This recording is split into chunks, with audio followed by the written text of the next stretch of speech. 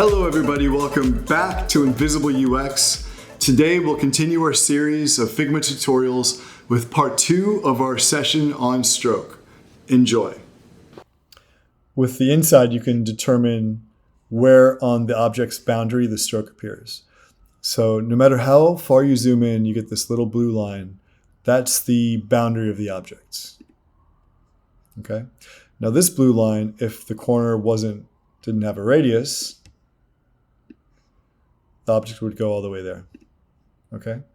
So you have two blue lines, one showing the squared or non-radiused version of the object and one showing the actual radiused version of the object.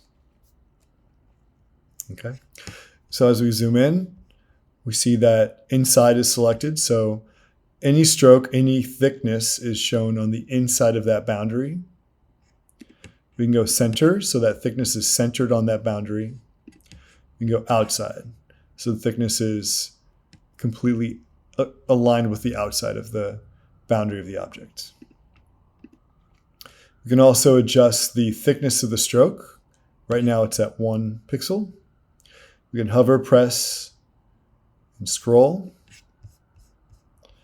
and just play with that size. So here we have quite a thick stroke, probably a little bit too thick, but it's a good example. So as we select inside, we can see that going inside.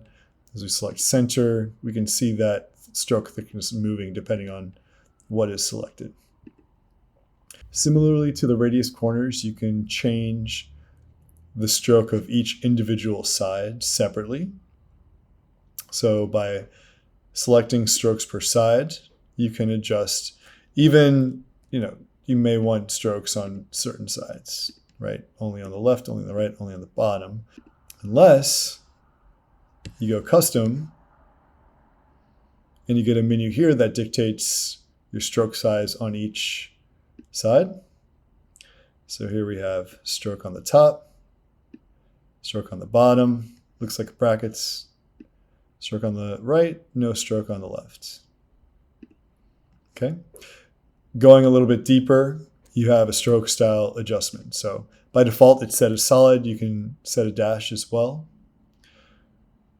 Let's go back to a consistent stroke. It's a little bit smaller. Thickness. We'll zoom in. So the dash number reflects the size of the dash. So if we go 1, it's very small. If we go 100, it's pretty big. For that width of stroke, about 5 would be pretty good.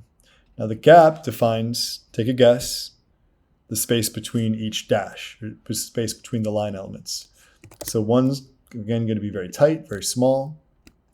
25 is going to be a very big space. So for this, we'll stick with 5. So Figma is a very powerful tool. You can adjust all kinds of different things, including what the ends of the dash look like. So for this illustration purpose, we're going to bring the stroke width down to 2. So it looks more like a regular dash line. And we have the squared dash cap selected now. So it just looks like little rectangles that compose the dash line.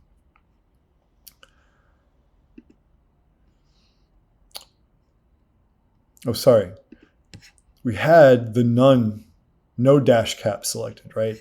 So right at the end of that dash, that's where the actual dash ends. Then we have a square cover, which means you're actually going to add a bit to the edges.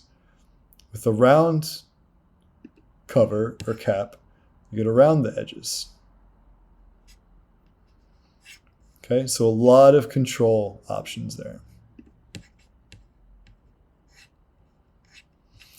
Now, as a more detailed example, let's do a line that has 2 ends instead of a rectangle.